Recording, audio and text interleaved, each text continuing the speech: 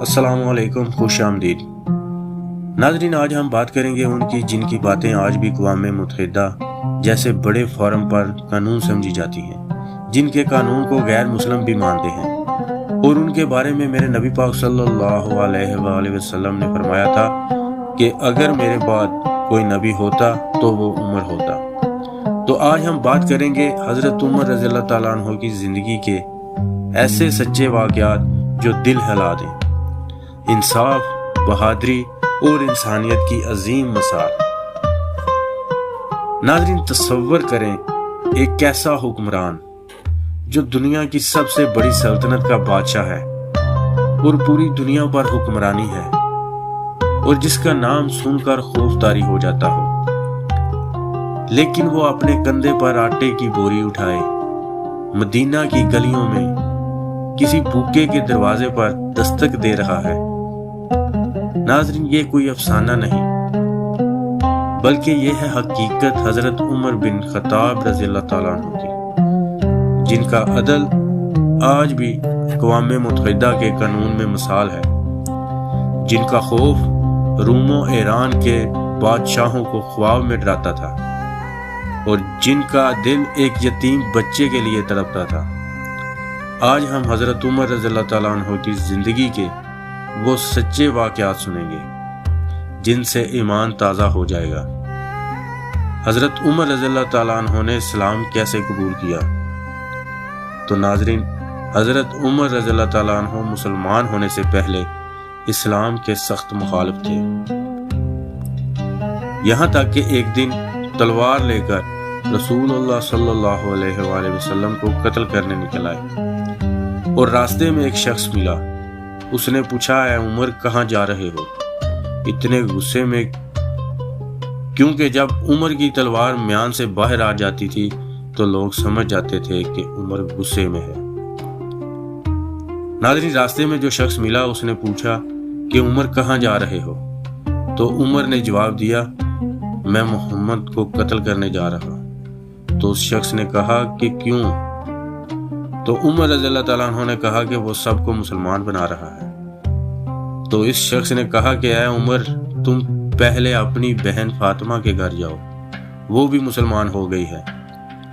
جب حضرت عمر رضی اللہ تعالیٰ عنہ نے یہ بات سنی تو وہ سیدھے پہلے اپنی بہن کے گھر گئے، اور جب بہن کو قرآن پڑھتے دیکھا اور سورہ طٰہٰ کی آیت سنی تو دل کانپ گیا، رونے لگے، اور اللہ پاک نے آپ کا دل موم کر دیا، اور اللہ پاک نے آپ کو ہدایت دی، اور جب اللہ پاک ہدایت دیتا ہے تو وہ ہر چیز اس کے سامنے کھول دیتا ہے۔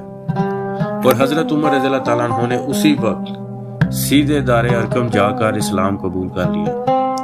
یہی دن تھا ناظرین جب اسلام کو نئی طاقت ملی، اور اس کے بعد جب مکہ سے مدینہ ہجرت کرنے کا اعلان کر دیا گیا تو اس وقت مسلمان چھپ چھپ کر ہجرت کر رہے تھے۔ تو اس بات کا حضرت عمر کو پتہ چلا تو حضرت عمر رضی اللہ تعالیٰ عنہ اسی وقت خانہ کعبہ کے پاس آ گئے اور اعلان کیا کہ جسے ماں کی جدائی، بچوں کی یتیمی یا بیوی کا بیوہ ہونا منظور ہو، وہ عمر کو یثرب کے میدان میں روکنے آ جائے۔ حضرت عمر کے اس اعلان کے بعد کسی میں بھی اتنی ہمت نہ ہوئی کہ وہ آ کر عمر کا سامنا کرے۔ پھر حضرت عمر رضی اللہ تعالیٰ عنہ مدینہ منورہ میں شان کے ساتھ پہنچے۔ ناظرین، حضرت عمر رضی اللہ تعالیٰ عنہ کا عدل و انصاف دیکھیں۔ مصر کا گورنر عمرو بن العاص کا بیٹا ایک قبطی غلام کو کوڑے مارتا ہے۔ غلام حضرت عمر رضی اللہ تعالیٰ عنہ کے دربار میں آتا ہے۔ غلام آ کے حضرت عمر کو بتاتا ہے، گورنر مجھے کوڑے مارتا ہے، میرے ساتھ تشدد کرتا ہے۔ حضرت عمر نے غلام کے ساتھ ہونے والا سارا واقعہ سنا اور گورنر کے بیٹے کو پیغام بھیجا کہ یہاں آؤ۔ جب وہ آیا تو اس سے پوچھا کہ تم نے اسے کوڑے مارے ہیں؟ تو اس نے کہا، جی امیر المومنین، میں نے اس کو کوڑے مارے ہیں۔ تو پھر حضرت عمر نے غلام کو کہا، لے تم بھی اس کو کوڑے مارو، بدلہ لے۔ اور پھر کہا، سنو، تم لوگوں کو غلام کب سے بنانے لگے ہو جبکہ ان کی ماں نے انہیں آزاد جانا تھا۔ ناظرین، یہ تھا حضرت عمر رضی اللہ تعالیٰ عنہ کا عدل و انصاف۔ حضرت عمر رضی اللہ تعالیٰ عنہ راتوں کو اٹھ کر مدینہ کی گلیوں میں گشت کرتے تھے۔ ایک رات مدینہ کی گلیوں میں حضرت عمر رضی اللہ تعالیٰ عنہ اور خادم اسلم جا رہے تھے کہ ایک گھر سے بچوں کے رونے کی آواز آئی۔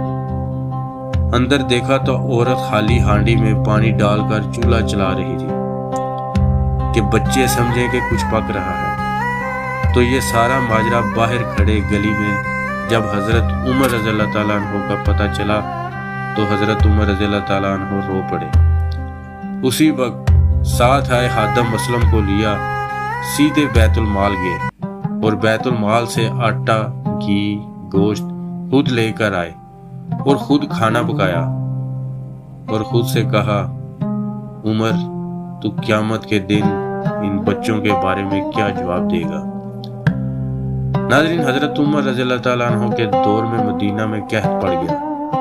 قحط کے دنوں میں حضرت عمر رضی اللہ تعالیٰ عنہ صرف خشک روٹی اور کھجور کا پانی پیتے تھے۔ ایک دن ایک عمدہ کھانے کا پیالہ ان کے سامنے آیا۔ انہوں نے ہاتھ بھی نہ لگایا اور فرمایا، جب تک مدینے کے بچے بھوکے سوتے ہیں عمر اچھا کھانا نہیں کھا سکتا۔ ناظرین، حضرت عمر رضی اللہ تعالیٰ عنہ کی شہادت۔